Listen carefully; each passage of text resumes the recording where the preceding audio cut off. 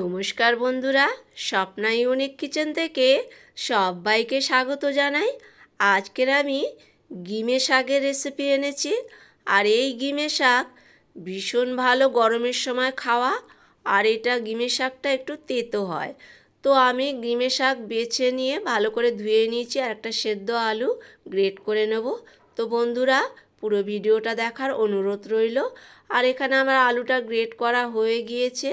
এরপরে নিয়ে নেব স্বাদ মতন নুন, দিয়ে দেব হাফ চামচ গোলমরিচ, দিয়ে দেবো হাফ চামচ চিলি ফ্লেক্স, দিয়ে দেবো হাফ চামচ জিরে গুঁড়ো, আর নিয়ে নেব এখানে পেঁয়াজ কুচিয়ে রেখেছিলাম সেটাই, দিয়ে দেবো লঙ্কা কুচিয়ে নিয়েছিলাম সেটা, আর দিয়ে দেবো রসুন কুড়িয়ে রেখেছিলাম সেটাই দিয়ে দিলাম।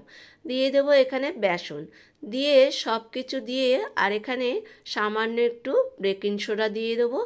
দিয়ে শুকনোটাই আমি মেখে নেব, কারণ আলুতেও জল জল, সেদ্ধ আলু আর শাকেও একটু জল ছিল।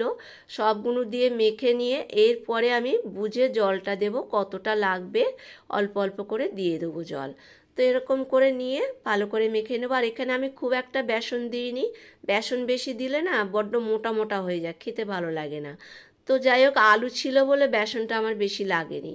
আর এখানে কড়াইতে আমি তেল গরম করে নিয়েছি, এক এক করে একটু চ্যাপটা করে করে দিয়ে দেবো। আর প্রত্যেকটা খুন্তি দিয়ে এরকম উল্টে দেওয়ার পরে খুন্তির মাথা দিয়ে এইভাবে একটু চেপে চেপে দিতে হবে, যাতে ওপারেও একটু চ্যাপটা হয়ে যায় আর মুচমুচে হয়। তো এটা খেতে ভীষণ সুন্দর হয়েছিল। আর গরমের সময় এইগুলোই যেন ভালো লাগছে খেতে। তো এরপরে আমার এটা ভাজা হয়ে গেছে, দেখুন বন্ধুরা কত সুন্দর দেখতে লাগছে। এখানে আমি সস নিয়ে নিয়েছি, আর এটা ভাতের সঙ্গেও খুব ভালো লাগে, আর গরম ভাতের সঙ্গে তো ভীষণ ভালো লাগবে।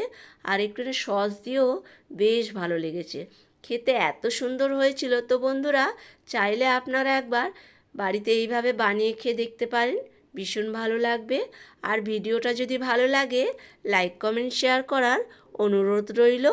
আর যদি কোনো নতুন বন্ধু হয়ে থাকেন, তাহলে আমার চ্যানেলটা সাবস্ক্রাইব করে নেবেন, আর এইভাবে পাশে থাকবেন। আর এই নতুন নতুন রেসিপি আপনার